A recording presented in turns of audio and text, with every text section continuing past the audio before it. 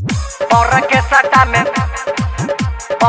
सटा में Annu recording studio Delhi. मारो चोट कोइले बा भातार प्रेजेंटेड बाय शारदे म्यूजिक। और के सटा में मारो चोट कोइले बा भातार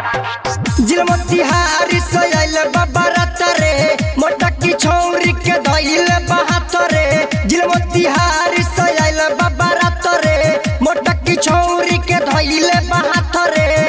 ओकरा चलत गंगा जुआ में भइले बाबावान हा भइले बाबावान हा भइले बाबावान हा भइल बारे सखी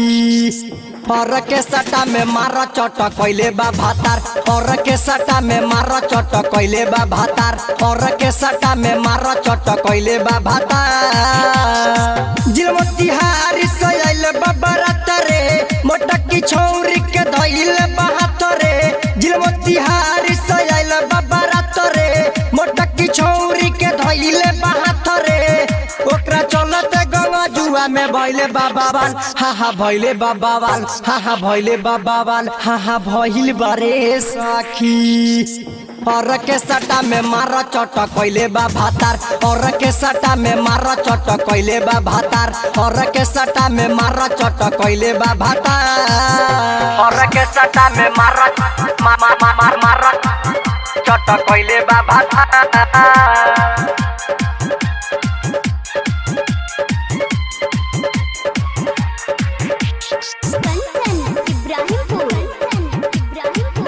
चोट कोइले बा भातार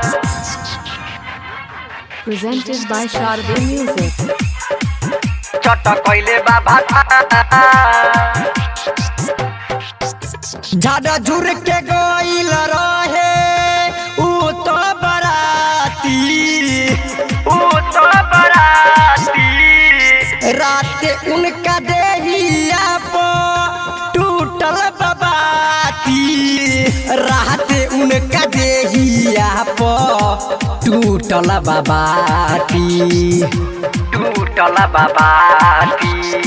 जिलमती हारी सोयल बाबरत रे मोटकी छौरी के धइल बहात रे जिलमती हारी सोयल बाबरत रे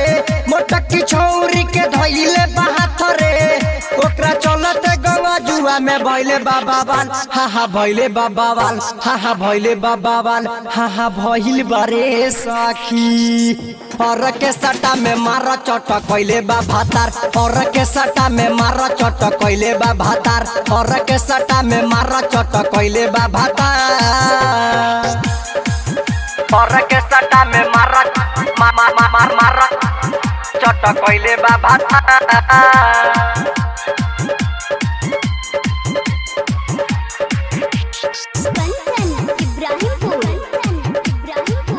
चोट कोइले बा भातार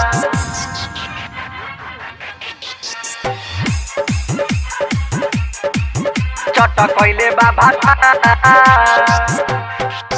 दिलदार दीपक उनके बारे बचाइले सरोज सवरिया के खबर जनाइले सरोजे सवरिया के खबर जनाइले जिलमती हारी सोयल बाबरत रे मोटकी छौरी के धइल बहात रे जिलमती हारी सोयल बाबरत रे मोटकी छौरी के धइल बहात रे ओकरा चलत गंगा जुआ में भइले बाबावान हा भइले बाबावान हा भइले बाबावान हा भइल बारे सखी